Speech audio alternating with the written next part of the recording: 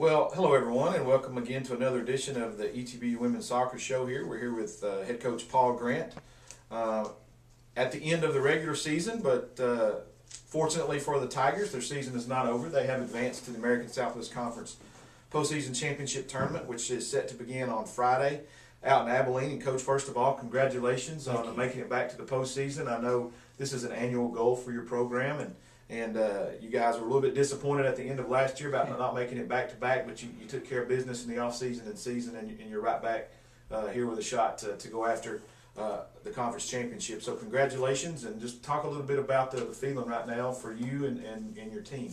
You know, it's a good feeling, obviously, to get back. And the season's kind of been a kind of obviously a roller coaster like a lot of seasons are, but go start off undefeated, win your first 7 games, do well the first part of conference, and then you kind of drop a few along the way, 4 to be exact, and then knowing, oh, you're kind of in a pickle now, you need to right the ship, and the girls did a good job of doing that. Obviously, our losses throughout the conference, other than Hardin-Simmons, were close. Games off you feel like you could have won. But the girls took care of their business, did what they had to do, and able to get in and take the final spot in the tournament.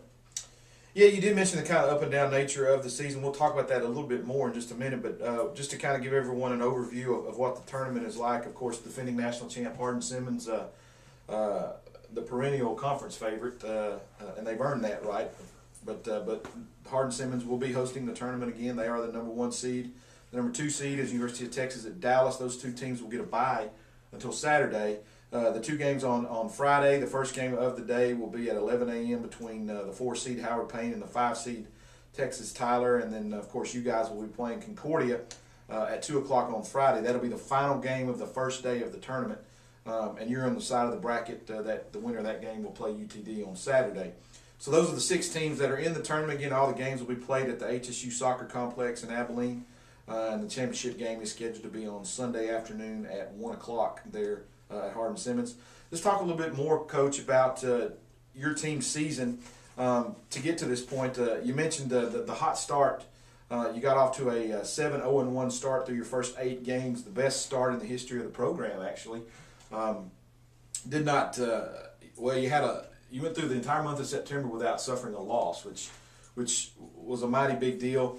Then you hit that lull in the middle of October there, where you had some tough losses. Actually, all the losses were by 1 goal. So Lucky bounced the ball here or there in each game, and you guys were really sitting in some lofty territory at that point. But I know how disappointing that was to you, and it kind of put you in a crunch to have to fight and get to that final. Just what were the emotions here quickly about at the very beginning of the year, and then that little lull in the middle? Now you've ended it here on this upswing. Obviously, you winning 7 games, or not losing a game in 8 games, whatever.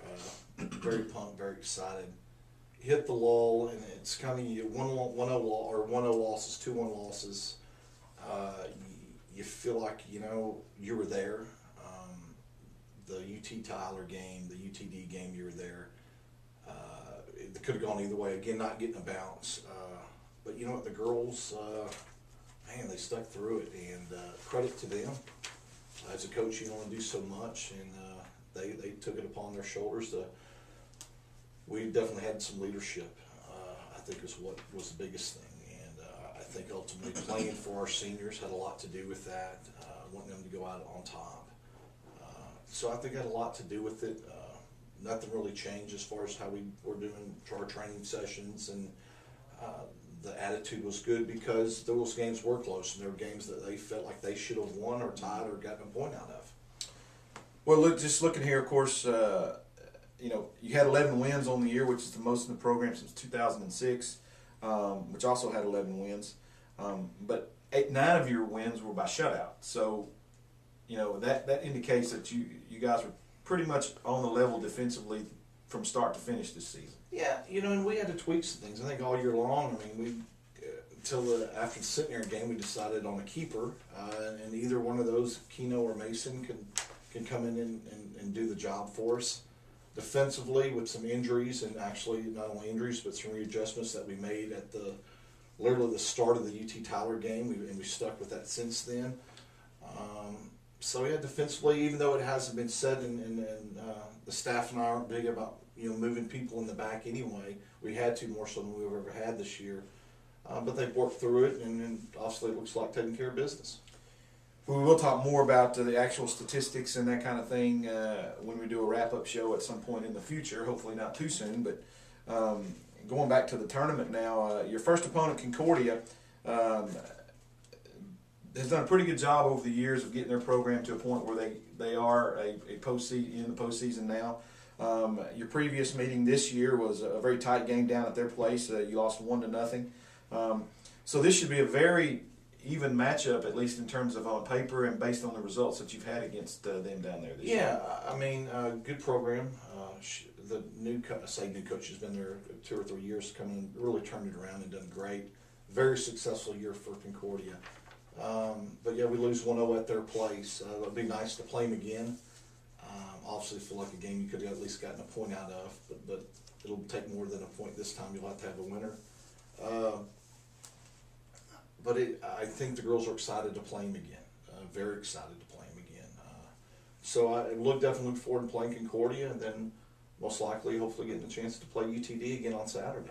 Yeah, and of course the UTD game was played here just a couple of weeks ago, and the Tigers again dropped a 2-1 loss in that game. I know that was a very frustrating game for y'all. You fell behind 2-0 early, and then scratched back and actually had grabbed the momentum going into that. And you just kind of ran out of time. Yeah, I think that in the UTD game that we did run out of time. I mean, last 5 minutes, not only was the ball around the 6, it was 2 or 3 yards out. I'm not too sure. Once or twice it ran across the white line, just didn't go all the way over.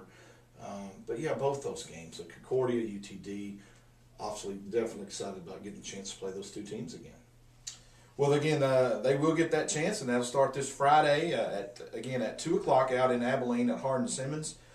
If you'll just follow along on the ETBU website and the American Southwest Conference website, we will have links available. There will be video available, so and live stats and those kind of things where the fans can keep up with what's going on, watch the game live, and then we'll keep up with everything going on our athletics website at etbu.edu. Coach, once again, congratulations and good luck this week. Thank you. All right.